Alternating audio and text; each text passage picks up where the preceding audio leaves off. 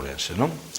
Muy bien, pues vamos a ver ahora, queridos telespectadores, el pequeño reportaje del Parque San Lázaro y de la pegada de carteles. Como ustedes saben, Democracia Orensana, el partido donde estamos Manolo del Foro y yo, no se presenta a estas elecciones generales. No nos presentamos porque el listón para conseguir un representante son 40.000 votos, es prácticamente imposible. Antonio Troitiño tampouco se presenta, por qué? Non, porque a última experiencia non anima moito a iniciar aventuras deste tipo, non? Perdóname un inciso aí, porque tú antes falaches de que o pueblo de Ourense nas últimas eleccións pois non te quere como tú lle queres eles. Eu personalmente que te conozco, creo que isto non funciona así. Simplemente o feito de tú tuveches os votos que tuveches, pero tuvechelos tú.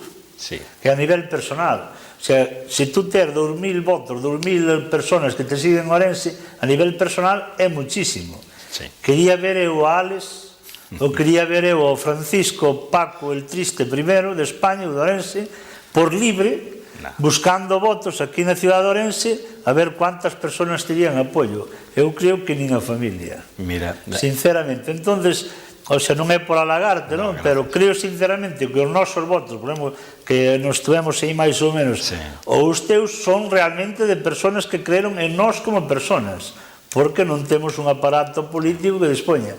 E no teu caso era igual, tú tiñas a mellor un pouquinho máis de cancha, pero non cabe duda de que ao lado destes personajes que van en partidos grandes, e como tú aí que dixeche un día tamén, se poñen a mula Francia e se hubiera quitado os mesmos votos, o sea, humildemente, creo que somos superiores a esa xente. Gracias.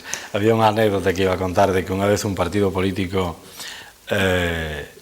con nombre daquela senda famoso presentouse a unhas eleccións en Xinzo e obtuvo menos votos co número de candidatos que integraban a propia candidatura.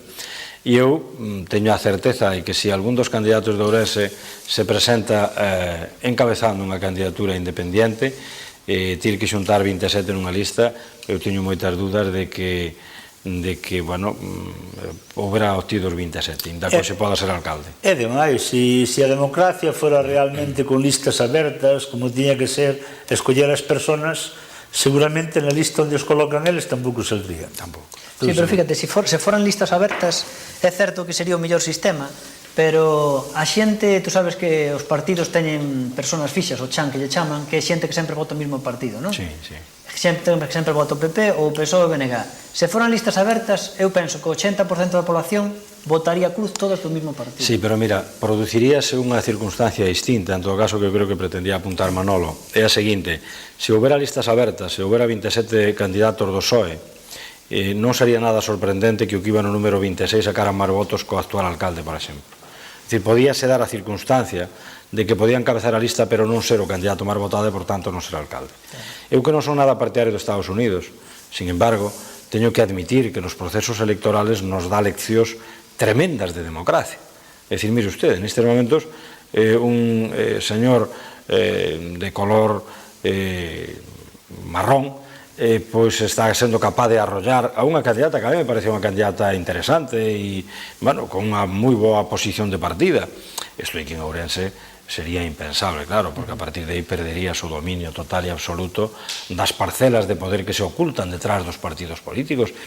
A Madrid interesa lle tira un alcalde que funcione como mando a distancia, que se lle sacan a pila se quede como os muñecos alquiles que se lle sacaba a pila a medio funcionamento, non? Pois interesa lle moito máis un candidato desas características. Vostedes creen que o alcalde de Ourense, que foi alá para falar do AVE, que iba a traer a inversión para o auditorio, se acorda xa daquelo?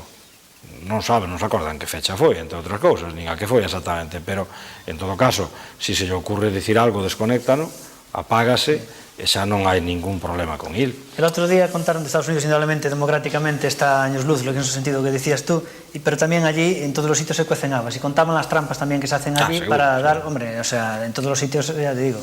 Entonces contaban las trampas que se hacían y hay una trampa muy buena que es para fastidiar a la otra oposición en las primarias o incluso ya cuando son las presidenciales, que son dos. Una que es tupir con llamadas la sede de un sitio para que sea difícil comunicar con ellos ese día, para gente que hace consultas, y otra muy buena, que me parece muy graciosa, que es un experto en fastidiar al otro rival, y se trata de que en Estados Unidos, por ejemplo, llamaban una persona con acento hispano llamaba a las casas pidiendo el voto para una opción. Entonces, claro, imagínate tú un tipo americano que le llame un latino pidiendo el voto y dices, hostia, este ya no le voto.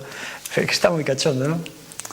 Bueno, é que eu, non sei, a miña opinión sobre os Estados Unidos cando a xente fala sobre o racismo, un país racista, sabes?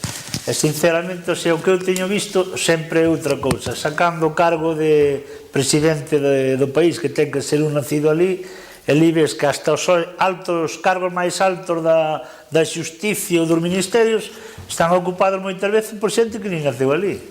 De feito, Kissinger creo que había nacido en Alemania, Clinton... Bueno, pero eso dice a Constitución, entonces aí xa non hai nada que fer, pero todos os restos dos cargos, aí había ahora un primeiro cargo do fiscales que era cubano, aí había unha primeira ministra que era checa, aí hai o de gobernador de California que é austriaco, o sea, cando a xente fala de racismo, eu creo que imagínate que aquí en Ourense se dera este caso, que o alcalde de Ourense fora chino e outro, o sea que realmente nós aquí practicamos máis o racismo, pero gustanos dicir que o fan ali. Entonces agora, o feito de que unha persona de color marrón, como dice, aspire á presidencia da República, o sea, o dos Estados Unidos, teña moita posibilidade de conseguilo, sempre cando non pase nada raro polo camiño, porque a veces aí pasan cousas raras. Outro caso máis que me vai dar a razón a mí. E logo aí se convenia, non? Que se me votan os latinos, que se me votan os negros, hispanos... Había un chiste moi bueno de Schwarzenegger, que es el gobernador de California, que una parodia que decía así, soy Schwarzenegger y estoy en contra de la inmigración. O tipo de Austria. Bueno, vamos a ver un reportaxe do tema este da pegada de carteles, donde vamos a ver mediocridad, mucha mediocridad. Y eso que todavía no lo hemos filmado, o sea, porque estos miércoles lo vamos a filmar mañana y ustedes lo están viendo hoy domingo. Pero como ya sabemos lo que nos vamos a encontrar, mediocridad, mucha mediocridad.